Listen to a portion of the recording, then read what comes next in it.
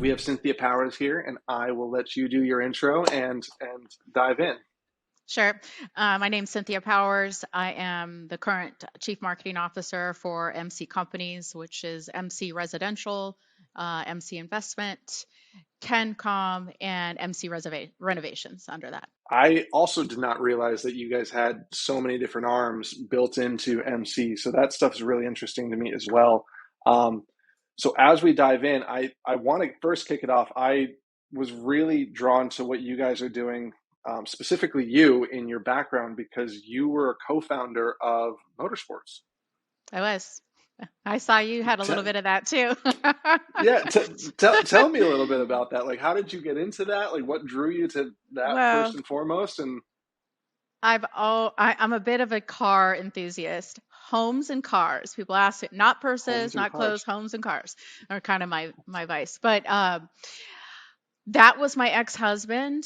He and I founded that together. And it was just something that grew from a little business to a big business.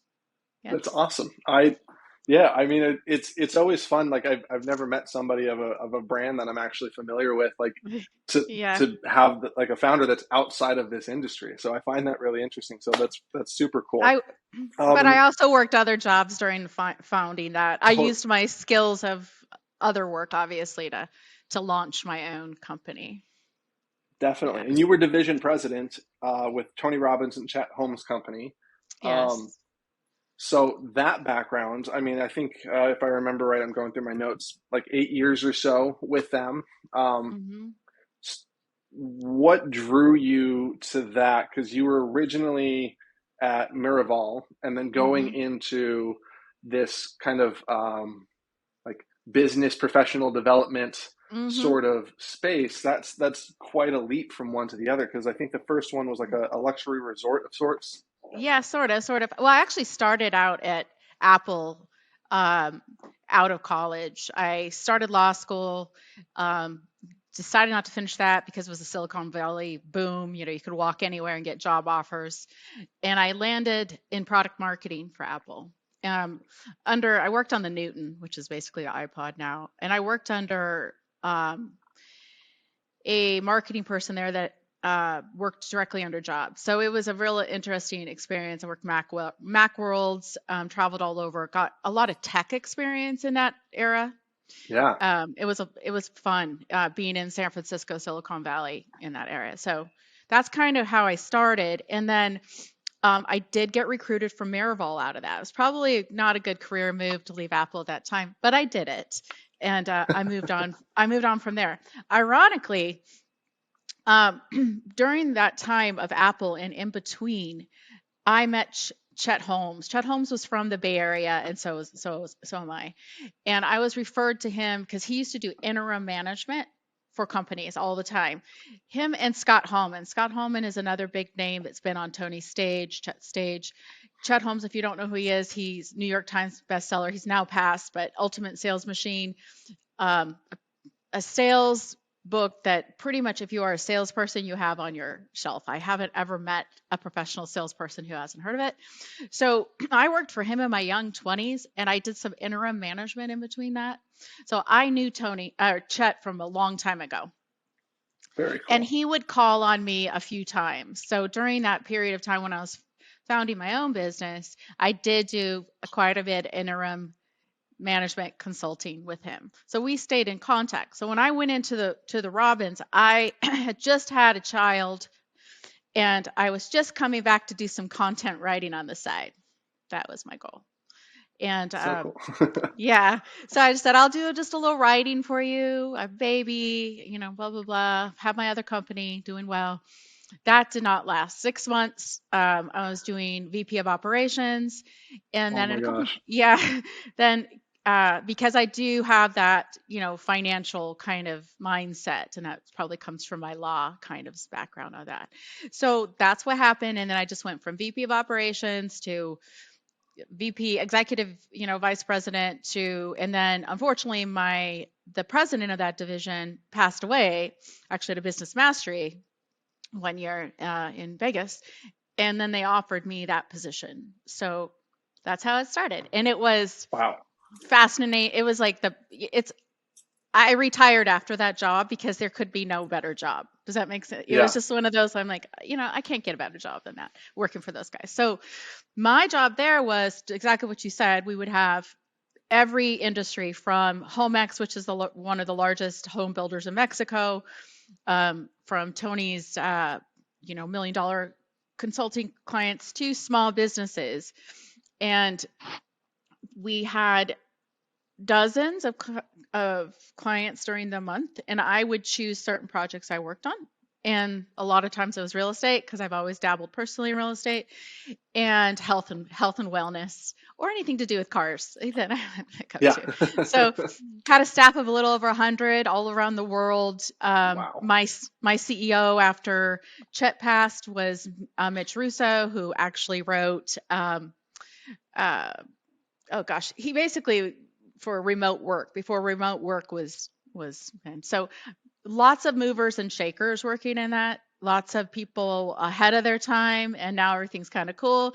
So it was amazing experience. I mean, there was no dodos in the whole group. So I do I do credit a lot of my learning base, my knowledge of having to work on hundreds of different kinds of organizations, and real fascinating, like you never would think Yeah. there's an industry for that. So I've worked in a lot of different industries, including from multifamily housing, but not solely, to horse vitamins, everything. You'd be Horse vitamins. I surprised. love You'd be that. surprised. We're probably in the wrong industry if you want to see the books on that, horse vitamins. Yeah. Oh, that's crazy. Yeah. Yeah. So I anyways, that's I kind of my really background of how I find got that there. that's Yep. the melding of that. I feel like works perfectly for multifamily because of all the different hats we have to wear in this industry. Yep. Like you have to have financial wherewithal in order to know like how your marketing budget's going to look, and you have to be able to do that for every single property you touch. You can't just have an overarching one and that works for everything. You have to have one for every single building because of how the loans work and all of that fun stuff. Right. And then to dive into like your background with being able to manage multiple different brands at once, that Right. also ties into multifamily because no two apartment is the same. And that's I love that. So that's going to dive into my first Yep. question is having kind of that expansive knowledge and experience, how has that lended itself to your take on how marketing should be done in multifamily? Well, uh, it was interesting joining this company because it's been around a long time. They have amazing founders. Both Ken and Ross are fantastic people. So I wasn't dealing with somebody coming in that had a bad reputation, because sometimes you get that, right? But I'm like, why is there occupancy issues immediately? Like, we have decent pricing. Obviously, everybody's been scaling up the last 2 year, year and a half or so. I think we've all can agree we've hit threshold on that in most markets. But it was something that I didn't expect, that of a company that had been in business this long, um, had any properties that were below occupancy. I'm like, why? We just went through a major. So that's what started me, and my reputation, customer experience. Really, it was like immediately. I knew within the first week, this should not be happening in this area. And then it became the tech stack. It was super obvious to me because of my technical background. I was like, this is the reason why people don't have a good experience paying their rent. And like you said, with the brand, it's like those little things, right? So Mm-hmm. in a normal, like the last company I was at was a SaaS startup. Those things matter. Those things will take you to zero real fast, right? But because this is housing, there's more flex to do things wrong. So I don't come from that background. There's not much flex. So Love that's, that. I think, the biggest challenge of and expectations. I thought things were going to be settled. 20-year company, let's take the new branding. By the way, I've got new branding coming out that's fantastic in a couple of weeks. Fun. Yeah, but in general, there was some systemic issues that it's not just us, it's other companies. So does that answer your question? That does. Yeah, that Okay. actually it pivots into a different question that I have in terms of tech stack. One of the things that I've experienced, both being on the operations side and then making a shift into the vendor side, is this topic of integrations and what is a true integration versus what is like a handshake deal or like Yeah. contract on a napkin sort of integration. And I find that stuff super interesting in when people say that there's integration, it might be that you are familiar with how their report exports and you can upload that into Yeah. your system. Was that some of the hurdles that you were trying to get through, or was it more of like um, the resident had too many touch points on their product facing side? Both. Both. Both. Yeah. So from a consumer standpoint, way t- too many touches to get to a decision. Yeah. Not clear call to actions. It's real basic marketing, right? Too many decisions, too many options, too many times that something doesn't work and you lost them and they're gone, right? Because The click fatigue. yeah, it was click fatigue, and then it was just kind of lack of functionality because the platform we are on a Yardi platform. So you know do I have to say any more than that? It's like Yeah. Nope. that is I hear you. yeah. So that's I went through that tech stack and like, where is this stemming from? Because there's other good integrations, like you said, they're good. They play nice, but they're just not true integrations from a technical standpoint. Like a tech Yeah. company would laugh, like, oh, that's not true. And when you actually start talking to salespeople, and because usually multifamily housing marketing people are not technical. This is the other huge like light bulb they went off. I'm like, you are used to selling to people who are on the ground leasing that have no idea how all these tech stacks supposed to work. How many times you're putting these band-aids in place and causing people to jump off your site? They are not helping you lease, they're deterring you from Mm-hmm. lease. Probably better off just having a couple phone numbers and answering service at that point. So really it came Yeah. down to scaling everything back. Like I wanted to roll back to the property, what it is. And then when I did that, well, there's a lot of layers pulling, lot of layers because people were, you know, the site managers and the regionals were Oh, trying their best, right? it's Right. yeah. Yeah. It's And like taking the holy grail from somebody. It's like, no, don't take this from me. I need this. yeah, well, they think they need it or they tried, right? Their best. And salespeople do a great job and say, yes, we could fix that. But the reality of it is on the ground, leasing agents are not technically adept for the most part. There is going to be outliers in there for sure, right?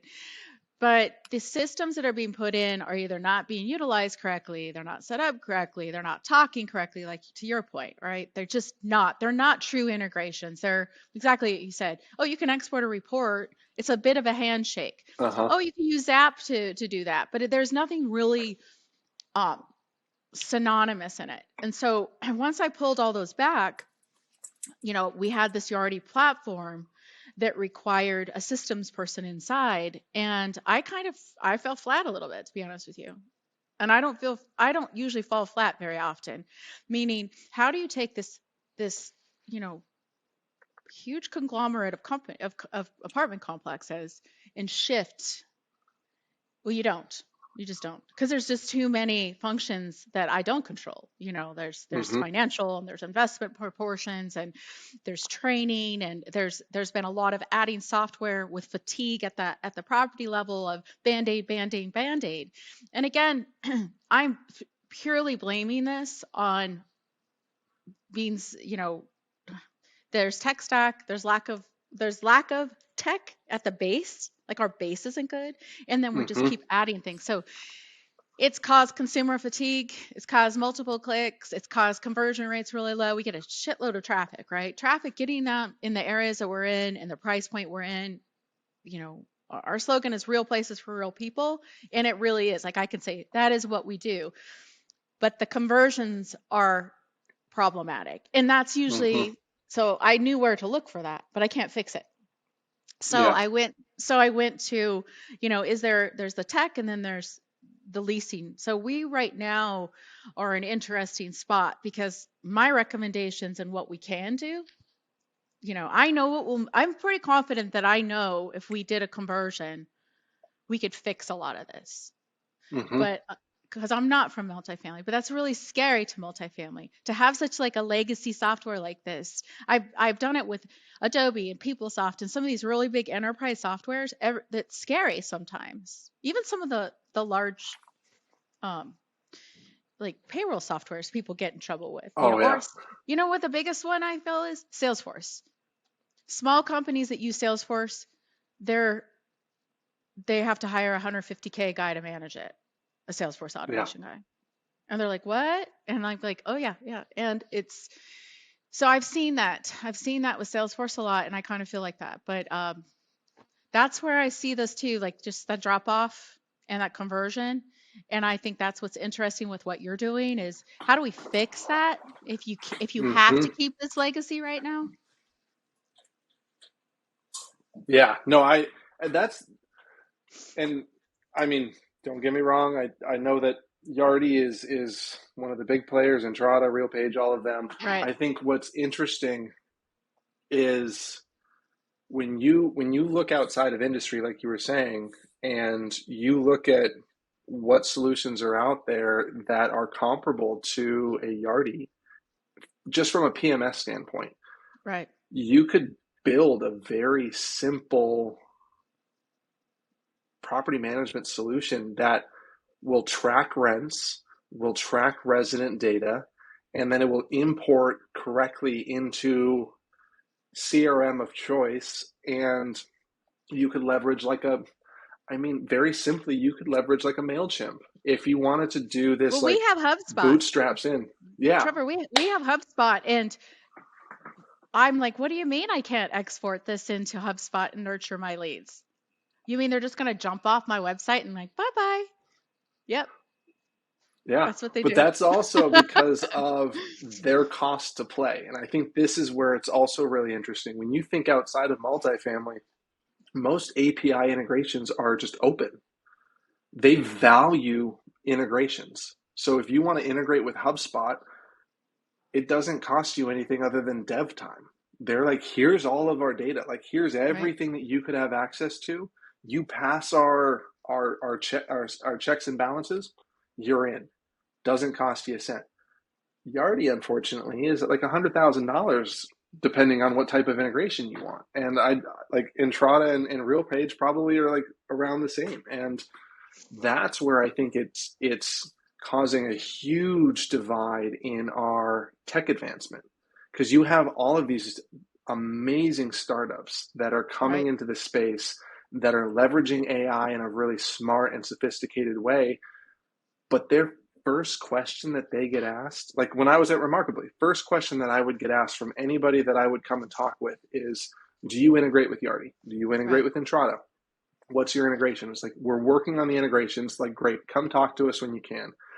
And for us, it's like, to keep the light on, you need to have somebody that's willing to kind of go through those little bit of hurdles with the export kind of thing, like setting up an automated report is what we had to do for Yardi, and then it would export into our system, and then we would upload it with a Zapier. Like, that's how we made Wow. it work. But not many people wanted to go that hurdle. So we had to hit a certain customer base before we could even pay for the Yardi integration. And so like those kind of things cause so many startups to just kind of trickle off because it's just, they're not getting the traction they need. And so I totally agree. I think there's a way for us to create better integrations and partnerships that will push us forward on a tech standpoint and really allow us to not have to be as complex as we are making this. The fact that And it's a bad customer experience. It's not even and like very, if it was complex and amazing for the customer, then you could financially book that right as an ROI. I would go, okay, but mm-hmm, that's worth it because HubSpot is a bit complex, right? But the ROI on that, if you're utilizing it, is good. So I yeah, think complexity is not necessary. I'm not even scared of complexity, but I'm scared of complexity when it doesn't work because it's totally. super costly to the bottom line. I mean, I look at this as lost revenue, lost employment. I mean, I'm looking at it from the financial side of status quo is costing us a lot. Every renter, Mm-hmm. every door, like this is what I tell my staff. Every door, every person, consumers, is an $18,000 product on average, 1 year lease for our apartments. And if it's a higher apartment, 3,000, 4,000, that's even more, right? So if you were selling a Maserati or if you were selling a Toyota Camry, would you treat your prospect like this? Because it's an expensive, we're not selling a Mm-hmm. $99 SaaS app. We Yeah. are selling a $20,000 product. And over a lifetime value of that customer is, like you said, if we have brand loyalty and they move and they tell Mm-hmm. good things, those figures are very high. So in my era, especially working with, Chet and Robin's group, that would be criminal. I would lose my job if I was doing this right now. Yeah. Well, and Yeah. like thinking about the average lifespan of a resident at a community is 2.5 years. So if you're Yeah. looking at 18K for Yeah. 1 year, like you multiply that out, you're looking at what, 36, 40, $45,000. Like that one person coming in that door is a $45,000 check for you if you create the right experience. They will renew and renew. Yeah. And I I love that mentality because that takes it from being this like how do we increase rents every single time to how do we not have to worry about occupancy dips and how do we not have to worry about turn rates like during the pandemic the turn rates I think increased 6 to 9 months because of how many people were either a going to construction or b just not wanting to do labor workforce because of either unemployment checks that were coming out, the stipends that they were getting, Right. all of these things that caused a huge dip in being able to find people that could help with the turns. And so, like, I'm not saying that that's going to happen again anytime soon, but it's also something to be considered of like something might happen to where you can't get somebody to come work on a renovation in a month, and so you're going to be sitting with 3 units that are just sitting there waiting to be turned, and it causes a horrible delay in product I mean, availability, and so you've been in marketing and you understand, obviously there's a lifetime value of a customer. And I look at them as an incredible lifetime. Like, it's big dollars. They're gold. yeah, They're not silver. It's gold. The second aspect is that, like you just said, of them renewing in their experience. If they're not renewing because of, the software, the lead. I mean, we get negative reviews because they have a hard time paying their rent because we use mm-hmm, the Rent Cafe module on that. We get negative reviews for communication, that we don't have proper, because what it goes back to of, here's our system, and how are we managing it? So it's been like interesting from an outsider coming in of, okay, I could fix this. Like yeah, I could fix, but you have organizations, and I'm not the only one, because I like I was telling you, I've talked to salespeople and I've got them to split open on me. Like, what's the shit of this? Like, I want to know why. Why is this? And it's cost, they can't get any APIs. They can't get somebody to build. There's a lot of fear because of the legacy. I've seen that before in other industries. The amount of investment when you're talking with non-technical people, they make it seem really difficult, right? You can't move. You're with us forever. You've uh-huh, invested $1 million, but in reality, if you think about the lifetime value of that customer, or just if we have 7,500 units and each one is worth 20, and we're only getting 25% renewals, that is millions and millions and millions, right? So yep, that's how my brain operates. It's like, then I go from the top and then down. So I don't have the answer, because I'm not, I'm only part of the executive team. And anybody who's in marketing understands lifetime value. They understand retention. It costs what, how much times more to get a customer right now? It changes every month, but it's a yeah, lot. it's yeah, and I think that's also where it's like when you start to really dive into that, and that's one thing that for me was one of the bigger hurdles that I had seeing how limited access marketing had into the rest of the company. And it wasn't until the last couple of roles where I intentionally put my hands in all the cookie jars. And I'm like, Me I need to too. be Yeah. aware of what product's doing, what dev's doing, what account management is doing, what's doing, and having that experience. It gives me a breadth of knowledge of like, what are some of the things that we're hearing from prospects that may be a deterrent from our product? What are some things on the account management side with our clients that they're either finding pain points or success in? And how do we highlight those two things? And how do we focus on one or the other? And so I think with what you were saying too on the resident drop off, when they have like, hey, I can't, like, it's a pain in the ass to pay my rent. Awesome. How do we look into that? How do we make that a little bit more streamlined for them? Or what do we do? Do we come out with a simple tutorial guide or like a video walkthrough? Or do we have more messaging on our resident portal that says, here are the steps that you take? Creating more customer service opportunities for support. So like those kind of things I think are really important as well. When you get those little blaring alarms, and it might start off as like one or two, but sooner or later it starts to pick up noise, especially when you think about the number of residents that you get to engage with on the same thing across the country. It picks up. You had mentioned, we both had mentioned brand loyalty a little bit, and this is something that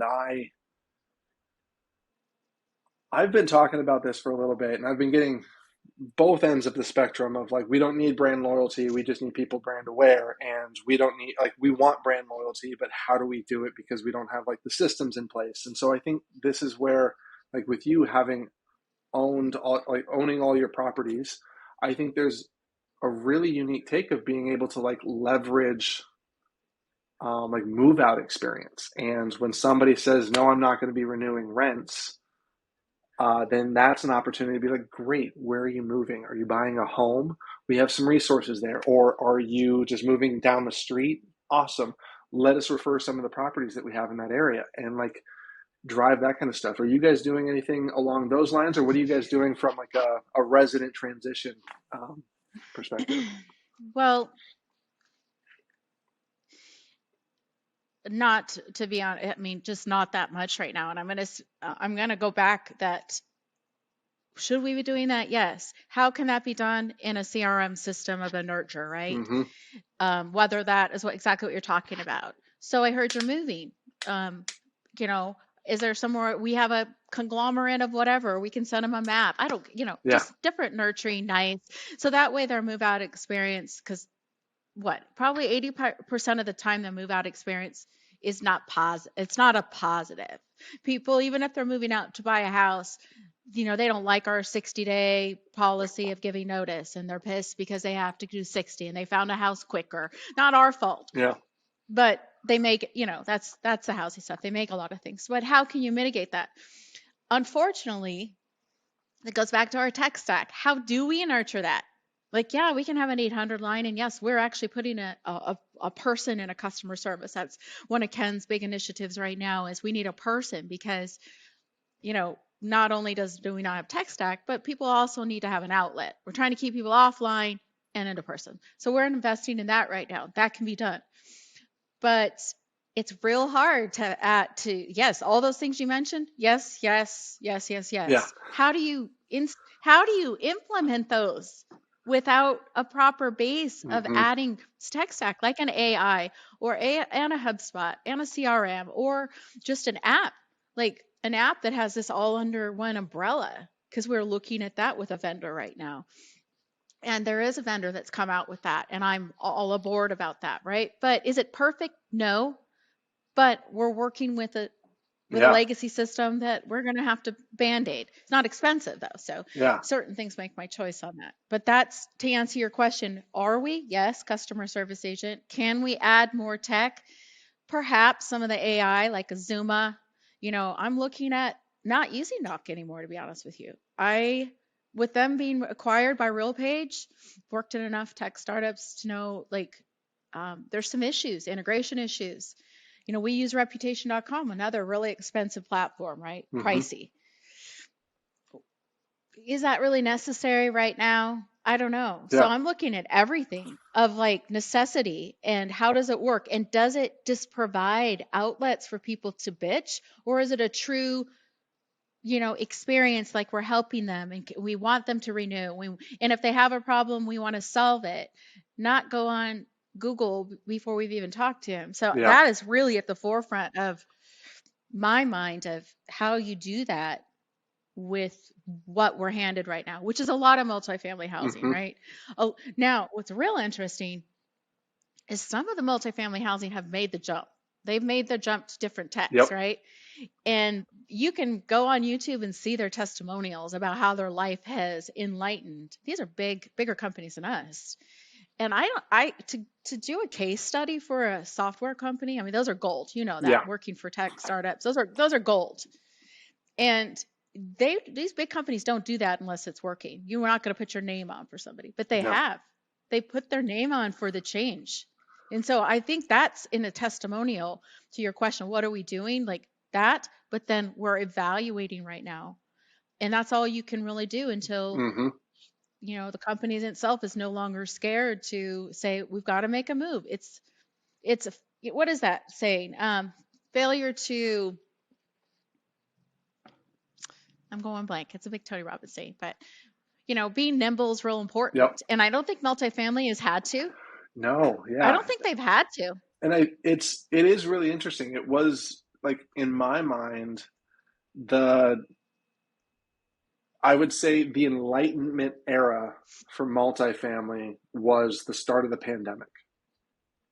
This is where topics like centralization and virtual tours and virtual leasing and chat bots, like QR codes. Like, first off, I thought QR codes were gonna like be a flash in the pan and they were gonna disappear and never happen again. Like, I refused to put those on my A boards. I'm like, nobody's gonna use a QR code after what is it, 2020 or 2009 or whatever it was.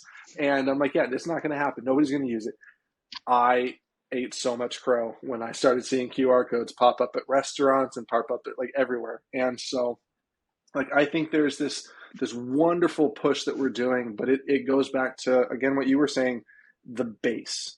Our base issue is that we don't have a solid tech solution that is ubiquitous. It doesn't allow us to be nimble or flexible in how we want to do things. Like, I think about, like, I was part of the Yardi Rent Cafe beta when it rolled out with Greystar, and that in my mind was one of the more frustrating rollouts, just because there was just so much limitations in terms of like what we could adjust and what we couldn't adjust. And I think about trigger points. And uh, when you look at the life cycle of a resident, even as they're a prospect, and you think about like where they drop off, I think those drop offs are just as important. Like, do they go to the website? Yes. Awesome. Do they submit a form? No.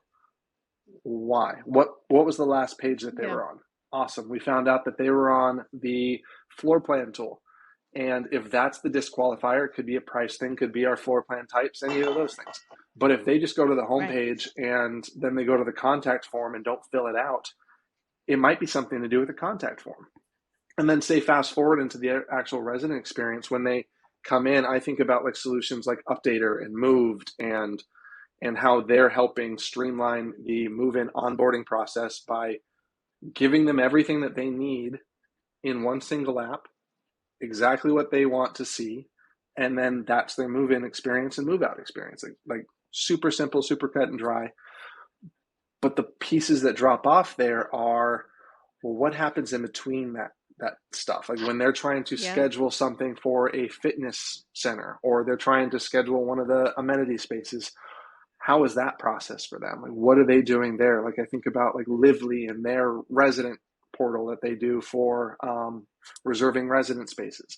Like, all of those things are like multiple different tools, and there's this like fundamental issue of just like not having it simple enough and not having it clean cut enough to make it so that it goes from A to Z, with the resident experiencing all the various touch points and then us getting the notifications on those things. And so, like, yeah, when you have people move Have out, who's the one that gets notified of the move out? And how do you, like, or even like a renewal, like if a lease renewal is sent to a resident and there's no movement on it for those 30 days, who gets notified before they actually move out? Can you jump on that and offer them something? So that's handled at the site level. And so those are handled at the site level. And I think without proper tools for them to be able to nurture that, which simple tools, right? Yeah. Simple process. They get that. What can they do on a dashboard or notify marketing? But there's a gap there. There's a gap there with the current way that of our tech stack. So, and I don't think we're unique in that at Yeah. all, right? So we get those. I don't really see those. I see them on Monday report that says move outs, but it's not the people. It's not the data I need to go, hey, is there something we can help you with? I don't care if it's sending them how to transfer their utilities, right? Or whatever. It's just that communication. And perhaps they're like, I hate you. Well, so what? I'd rather them say I hate you in an email than hate you on Google. Yeah. So, but I agree with you on that. We put a lot of training. The second aspect I know is Ken's initiative to do a lot of training at the site. We empower our regional PDs and our site PDs. And in their defense, it's like, I can't even understand their tech stack. And I've got a strong background in that. Mm-hmm. Like, that's what I do operationally. I put shit together, I roll it out to companies and say, here you go, right? If I'm having problems, I'm sure they are. And so they should just be leasing, right? Mm-hmm. Leasing or something. And so it's real interesting in that sense. It's the answer. I don't have an answer today. Yeah. But on another point, have you heard of Elevated Living? Yes. That startup? Uh-huh. I think there's a lot Have of you talked potential with in him what, yet, not Conrad? yet. I think there's a lot of Yeah, potential in what yeah, they're doing. And I mean, it's yeah, like yeah. Central as well. Like, I think the way that they're rethinking multifamily tech and like talking Mm-hmm. with John at Central, they're using Iterable as their primary CRM. So like texting and emails all go through an outside piece, and I can't remember what they said their PMS is, but it's not one of the big three. It's they either have something in house or they go with a third party tool. Interesting. But I think there's a lot of potential in like being able to look outside of industry to pull in solutions that could essentially work. Like I feel like you take out a PMS system and you compare all the other tools out there to tools that are already in the space and that have been in the space for a while. I think there's a lot of capabilities that you can pull in, and it's just a matter of figuring out how do you get that foundation set up. Yeah, yeah, I agree with you on that. Like, I was happy to find something like that. Uh, and a lot of this is relationship. He Mm-hmm. took the time with me. He understood. Um, and beyond, I was trying to find this one guy. I reached out to him like when I first started, and he was trying to do a one-page landing page where you can rent and look all on one. And it's like a direct marketing company. Mm. But he came from multifamily housing. I can't remember if it was Gray Star Marketing for 8 years, and then he jumped on this, and it's the same concept. So there is people thinking out of the box. My Yeah. whole point of saying that this is too complex. You need a website, and then drive all your leads to a one page, and then integrate where if you want to have the AI, you want to have these plugins where it works properly. But then again, how do you get those figures back to Yardi for reporting? Mm-hmm. Because at this point, it's like, it's difficult on the website. It should be an entirety picture, right? Like, I think I've always looked at financials of return on investment in my area, in marketing, at least, return on investment and what's working, what's not. I can't get that snapshot. Yeah. And that's what bothers me as a marketing professional. Like, that's not how it should be, because you can get really screwed over. You can get inundated with software pieces and monthly payments and all this kind of stuff and spend hundreds of thousands of dollars on stuff that just doesn't work to move the needle. Mm-hmm. Like, is it really getting people in the door? I don't know. Yeah. I mean, That should never come out of my mouth. well, Don't tell anybody. yeah. But I mean, that goes back into what was the top, like, it was like right before the pandemic, before we started kind of doing this shift into tech. attribution was such a big topic of how do you find originating source. And when I think about reporting on like the Yardi side, like one of the biggest problems that I had was everything was noted as property website if they touched the property website even once. That's right. And Yes. that was a really big hurdle to come through. Like when I went to work for Remarkably, our focus was like fixing that and figuring out a way that we can improve marketing performance and dive into the analytics and create better reporting. And that was one of the hardest things to unwind is like, did they actually come from the property website? Can we look at the Google Analytics of this website and actually pull in originating source and then have that override property website as source? So there was a whole bunch of stuff to come through there, but I think attribution also is still one of those things that, though we may not have like solved it completely, I feel like we've come a long way in it, but it's still one of those things that needs to help with that ROI piece and being able to like dive in to like even just cost of acquisition. Like, what does it cost you to get a lead? And Yeah. those pieces are really tough because I mean, like everybody needs a home. Like, you're either going to buy a house, or you're going to rent a house. Like, those are kind of the two main options there, and then obviously like you get into the other stuff. And but for people looking for that apartment, what are the ways that you can get in front of them, and what does it cost to get in front of them? Like, are you paying for pay-per-click? Are you paying for SEO? Are you paying for social ads? Like, I really like this play that some communities are doing on TikTok, but then I also think about the cost of that. Like, yes, you're getting on TikTok, but how targeted can you get on the For You page for TikTok?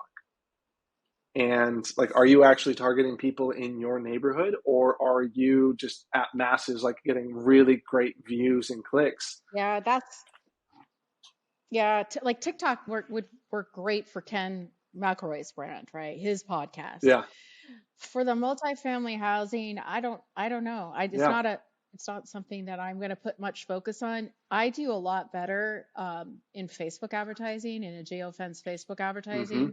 The pay per clicks, I get them. That's a game to me, by the way. Facebook is a game to me. It's fun. It's like a video game to me. Believe it or not, I do most of the advertising myself right now Really? because I'm looking at yes, because it's my thing. First of all, Facebook advertising is my thing. Like everybody kind of knows that. Like I'd be hired for companies just to come in and ROI that. But right now it's looking at what's working, looking what's not, and it's still like, 14 cents per click. I like to be down there, Yeah, way, way down there. But now that's all I know because our tech stack going on the website, we're not really quite sure. And so I've been driving to the Google Maps, like mm-hmm. in an area, like for drive-bys. Like, how much are people really driving by now? You can listen to Zillow, you can listen to other advertisements. And I did want to hear your opinion on the stats on drive-by versus, we know what's it, 96% of people of any product starts their buying decision online. I think it's about like 86 or 88 for housing. I think so. Yeah. Yeah, something from last year. It's supposed to even go up a little bit more.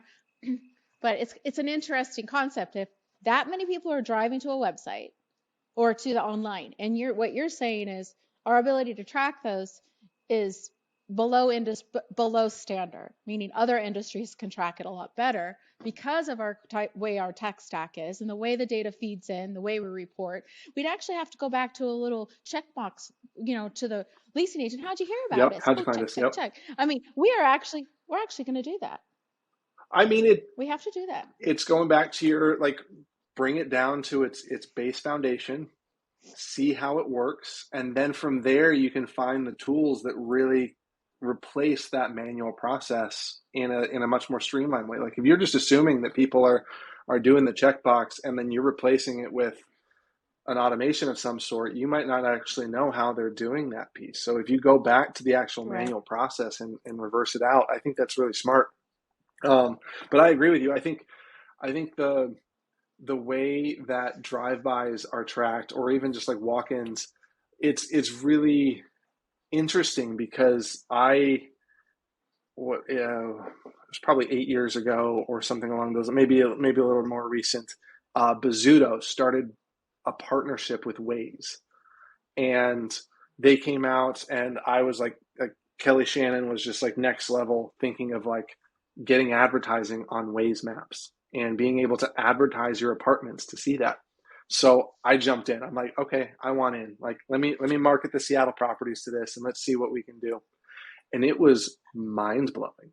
The number of people that use maps and map services to find apartment communities without going to Google is alarming. It's actually really impressive to see how many people type in apartments near Mm-hmm. me in Google Maps, and then that's their weekend. Like, that's their Saturday, is they will go and hit 6 or 7 spots because they see it all on the map. They never click into the website. They never click into an ad or anything Right. like that. So you don't get that tracking piece It's unless you, about 25%, yeah. supposedly. And It's like 25% of the market share. it's Yeah. like that piece being so underutilized. I feel like if we can capture more of those kind of like thought processes of like, how is the customer actually finding you, and get in front of that. Like, yes, mobile Yep. devices, like if you're not mobile friendly, you're archaic, and Yeah. you're not, like, you're not doing anything. But like, if you aren't like keeping your Google Maps and your Apple Maps and Waze and all of these different pieces like up to date and tracking those things, I think there's a lot of potential there. It is. It's interesting that even if they're saying apartments near me, depending if they're on an iPhone or an Android, Mm-hmm. where are they going to go to? They're going to go to Google Maps, or they're going to go to Waze. Like, I don't particularly use Waze. I'm a little archaic on my phone. I use an Android Note. I get a lot of grief, but it is what it is. But Oh, you're going to be so green mine bubbles for was me. I know you. I am sorry. I know I don't FaceTime. Sorry, but I always go to Google, right? Because that's Mm-hmm. that. But then the Waze is popular for iPhone users, but so is Google too. Yeah. But that's why I've got two. I'm doing two advertising strategies right now. That is the Facebook geofenced post and brand recognition. So some idea of brand recognition just to make sure we're there, because if there's 15 other apartments, some have 5, some have 2, some have 50, like Dallas, very competitive Oh, market, right? yeah. Lots of apartments. So you have to keep that brand. You have to keep that top of the line awareness. So if they are driving around, but they happen to be on Facebook, they're going to go, okay, I'm going to go to that one. So I am working on that because I'm aware. I think 25, 25, 25, 25, Mm-hmm. right? All these different, you can't leave that 25 out. You just can't. You can't ignore that people plan their weekend, like you said, to hit all those apartments. But how do you make sure that they hit yours? That's one thing that I can like a little bit move. And then the Facebook is brand awareness and also geofence. And then the Google, working towards the Google map, so you can just drive them straight to your Mm-hmm. Google profile. So our big last 60 days has been cleaning up our Google profile, like having our products in there, having our floor plans in there, having a link to be able to schedule. And here we go back to the tech Mm-hmm. stack. Man, I want them to be able to schedule an appointment right there so badly, and I can't, Oh. because Rent Cafe doesn't allow that. You have to hit their website. You can't drive them just to schedule. Mm-hmm. There's not a direct URL, and require that. So there's things that are irritating. It's like, I want, if you could, like, to your point, and be driving around and you could set up an appointment right there. That's what I want to do. Yeah. Right? I want to set up, or at least see like the window or something, right? Yeah, not to problem solve for you, but it makes me wonder Yeah, that's if right. there's this route that, like, yes, you're utilizing two tools, but what if you utilize the calendar service on the front end that is non-multifamily specific, and it integrates? Are you guys using Outlook or Gmail, or what's your guys' email? We are Windows, so Outlook. we're Outlook. Perfect. So like you use a Yeah, third party outside of that, like a Calendly or something, Microsoft. and they go into Outlook, and then Calendly actually has a Google integration. So you schedule your tours through Calendly, it populates in Outlook. I know. The Outlook calendar is synced with your Yardi, And so Yardi will see that as a time block. And so anybody that comes in through the Yardi schedule tool can't block on that. And then anybody coming through Do the rent cafe? yeah, Do you mean the rent cafe module? It's interesting. yeah, Yeah, it would be duplicating this is something services, that's but at just the came same up. time, until there's like a problem, like a solve for it, it almost kind of makes sense to do it that way. It just, to me, that just grates my Oh, soul that totally. we have to do It's a like, workaround, yeah, workaround, workaround. It's like, oh, let's add to our 43 software list. So we've got a big initiative on with Ken and the executive team was looking at all the software, and it's like, I think we have like 43 or something, oh something my mind gosh. blowing. And so I'd have to say, oh, but we have to add an essential one, so, but I agree with you. There is workarounds. It's just, there's certain things that we have to have, such as doing a calendar or doing, the half a dozen others that go. But you have to make sure they go with. I'm glad you told me that it works with Rent Cafe or Yeah. Secure Cafe. Okay. That's I good. want to be cognizant of Because time. I don't want to go anyway, over. yeah, yeah, yeah. Um, Oh yeah, but I yeah. would love to keep this conversation going. I think if you're open to it, I'd love to get you on stage at AIM, talking more about customer experience, talking about brand, talking about marketing. I think there's a lot to be said, and we'll get more voices in the next round of discussions. Hmm. So, not to put you on the spot, think about it. No, no. I that's my genre background, being put Yep, on the spot, being talking about stuff kind of out of the box. I warn you, I'm not too much of a conformist. perfect. You aren't either though. Yep, I can already tell. Yeah, yeah. so